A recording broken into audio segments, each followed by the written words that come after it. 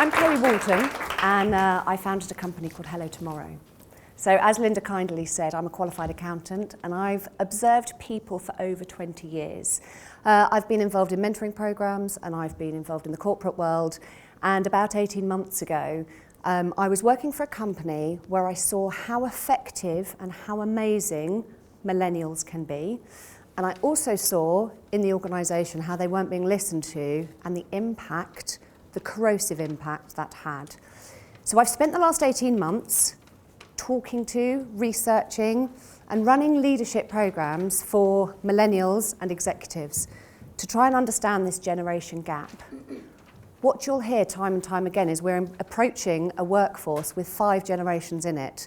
And so millennials is one of the generations, and there are many others as well. And my main focus about this what is it that makes something work or not, is about the connection between them. So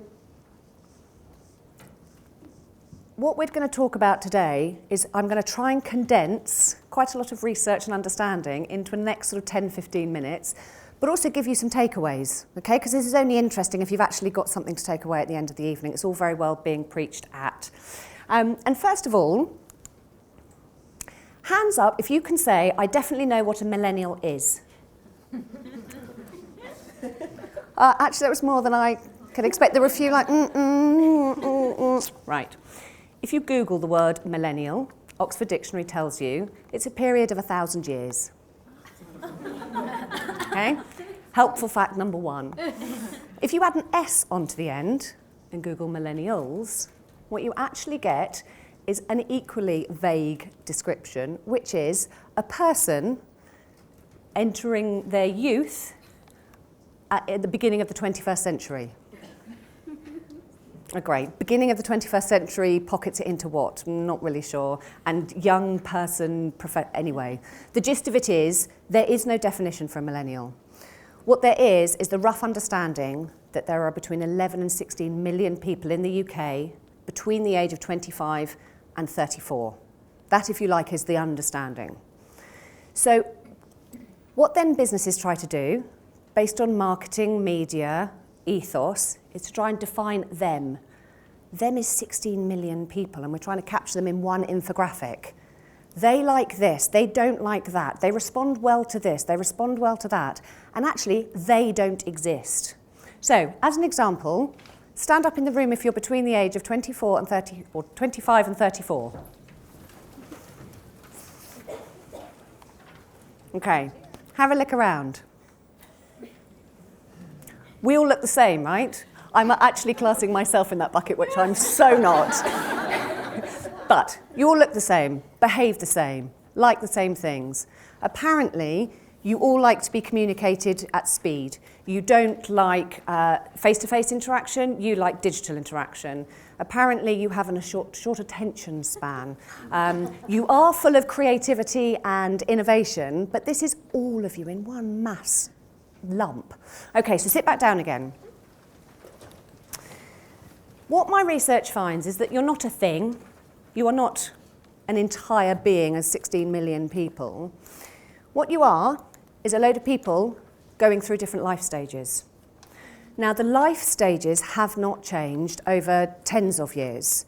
We're human beings, okay? So we still go through, we're born, we're looked after by our parents, we have some sort of education, we have some sort of work, we seek some sort of connection with an individual for a relationship. Some go on to get married, some don't. Some have children, some don't. Some retire at 60, some of us aren't going to retire till 90. That actually hasn't changed. How we live those life stages and the time and age in which we connect with those life stages has changed. So if I ask the people in the room questions about, do you still live at home? Do you own your own property? Are you engaged? Do you have family, etc.? That's suddenly when you see where people are different in their life stages. So when I started my research, I asked over 100 millennials to fill in a questionnaire, and some of them were, first question, for example, was, do you connect with the word millennial? So if you're in that age bracket and are defined as such, only 54% said yes. That means almost half the population of millennials, when we're talking about them, don't even care about that label. They see it as a derogatory term. they see it as quite often really negative. When I asked the positive side, if you like, those that, well, yeah, I'm a millennial, then the quotes they came up with were far more enthusiastic, energetic, I'm, empowering, I've got no barriers, I haven't learnt to be cynical yet. There's a really great bunch of stuff here. These people are living in the world that we are trying to work in, not by fact that they've learnt how to, they have been born into it. They get it. They know how it works. And so the biggest principle out of the research is stop calling them a thing. These are the younger generation that can actually help grow your business. And it's not one way. So, the second principle is about over time, we get a huge amount of knowledge. The more senior people, the older generations, become full of knowledge, full of really interesting information. But my favourite fact is, what happens is you get more knowledge, means your ability to make the right assumption decreases. Because the further you go down the line of time, the less connected you are with what it's really like, and therefore the assumptions you make become inaccurate. And so this is what my paper, was called the Generation Paradox, says. Until you change the assumption accuracy, you'll never reverse this negative connotation around the word millennial. Okay? That word, the infographics, the stuff in the press, the media, forms really negative internal images in a lot of people. And unless they're connected to those individuals to know any different, it becomes the reality. So we've got to try and reverse the reality, and I'm going to tell you a little story. So I work with a set of partners in a professional services firm where they've embarked on a reverse mentoring program, which means they are being mentored by the junior members of the organisation.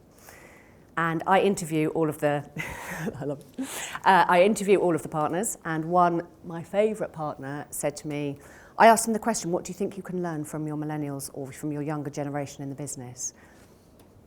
After the silence, he then said, well, I think they've got more to learn from me. They're never in the office. They leave at 5:30. They're not here at weekends. When I was that age, I had to work really hard. Alarm bells in my head. It's like, right, stop right there. What year was it when you were that age? 1987. Okay, so let's just play with comparing 1987 to 2018. You had to be in the office because there were no laptops, no phones, no emails to your phone. And actually, when you weren't at work, there wasn't a huge amount of choice to do outside of work. You were either pretty much with friends in the pub or at home. So this guy's entire reality on that individual is, because you're not here, you're in the pub. Because you're not here, you're not working. So there's this evidence missing in that generational gap that, I have paper evidence to show the amount of work I've done. So we've got to stop getting people to connect on the what I know. This is becoming a fake, I know what it's like to be 23. Actually, you don't know what it's like to be that age today. So the reality is the second principle. We've got to start having conversations about these individuals, where are they at their life stage, and what's the reality about them that I'm making up and my preconceived ideas. The third piece, and this becomes the piece that is the biggest issue. It's all very well me preaching about reality and about individualization, but not everybody can speak with everybody and understand that in a big organisation. Why? Because there's a big old hierarchy right in the way.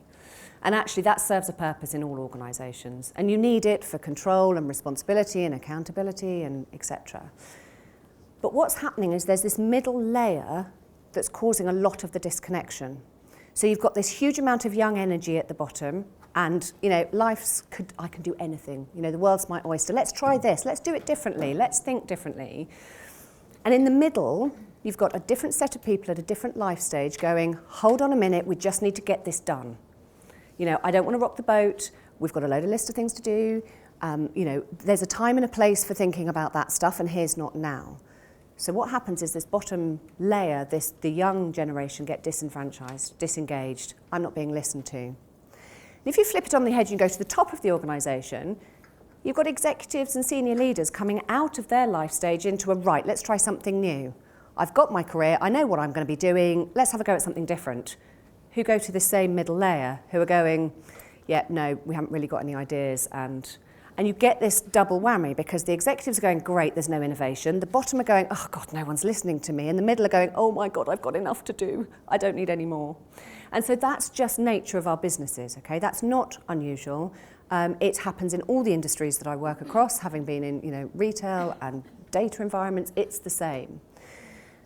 And so with connectivity, it's not about making our hierarchies flat. It's not about trying to get everybody to talk to everybody. It's about starting a few points of connection where people start to unlock that understanding that they think they have about people. I think I know what it's like to be young. I think I know what it's like to be a woman. I think I know what it's like to be. Actually, until you connect with them and have a conversation, you're never actually going to really know. So what does this all mean and what can you do about it? When you go back to your desk, it's all very easy for me to stand and preach and to tell you all these stories. And when I was looking at this whole world of connectivity and individualization, you may well have seen this. I don't know if you can see it, but this is about the more you know and the less you think there is available for you to know, the first dot, the more your knowledge appears. In the second dot, you've got someone, possibly more junior, who thinks there's huge amounts more to know, so their knowledge appears smaller. And what if you took that into the business and did it with the people you're surrounded by? If you look at our executives who are surrounded by people who are also very knowledgeable and very aware and very expert. If you flipped that and changed it to people who didn't know as much or didn't think as much, what would happen? And for those of you who already know, this is actually an optical illusion. All the dots are the same in the middle. You are all individuals with different sorts of knowledge, different sorts of experience, different sorts of expertise, and different sorts of strength and power to give an organisation. And until we start seeing everybody as an equal size, it's only the context that you put yourself in that it changes. So the first one, for example, reverse mentoring. What happens if you approach a senior person and say, I've got some advice for you? And it has to be done very carefully, and I don't pretend it's done without control, if you like. But 85% of the people that I asked in the younger generation have huge amounts of information that they want to give upwards. I can see what's happening from the ground. I know what it's like to be one of your customers. I can see this world that we're trying to behave in. Executives didn't want to listen. And that's fear. Fear of, I don't really know what they're talking about some of the time.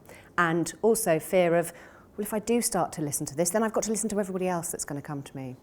So reverse mentoring can be just a very singular one-to-one relationship where people build trust to open up that speaking courage upwards and also listening downwards. The middle one, which you can have a lot of fun with, is shadow boards. Have an entire replica business board, junior, male, black, white, whatever the difference is to your main board, give them the same challenges. See what they do with it, see what they come up with. And it's like giving them the space and the freedom to actually have their ideas, again, in a safe environment, but you'd be amazed about what comes out. And the third one is your traditional mentoring. Mentoring is actually an equal learning. I know there's a lot of sort of guidance top down, but actually the older generation learn as much out of a mentoring relationship as the younger generation do. And that's where you get this really wonderful equality of learning and both of you grow. That's what you want to be aiming for. So here's some things that you need to be thinking about, okay? What's the internal narrative you're telling yourself about people? When you meet a young person, when you meet an executive, when you meet an old person, what is it that's going on in your mind? Oh, they won't listen to me, or they won't have time to speak to me, or I don't really understand what they're saying, or et cetera, et cetera. Have a think about, just check in with yourself, what have you made up about me tonight by what I'm wearing, how I'm speaking. We all do it. I have this wonderful image of seeing everybody's cloud bubbles above their heads about what everyone's thinking. As a challenge and an opportunity, what new connection could you make? Someone that's really different to you, be that generational, be that gender, be that diversity. Who could you connect with to understand a little bit about them? What could you learn from someone else if you make that connection? And then harness that courage, and it does have to be done in a safe way, but harness that courage and say to an executive, Do you have 5 minutes for me to sit down with you? I've got some really interesting things that I've seen, which is a different perspective on life to you. What might become available if we all started doing that? So Hello Tomorrow is about connecting without judgment. The more people that you can connect with across these different boundaries and harness that energy and enthusiasm and things that the people at the top quite often have lost the energy to do, then actually businesses, people and companies can grow through developing that skill.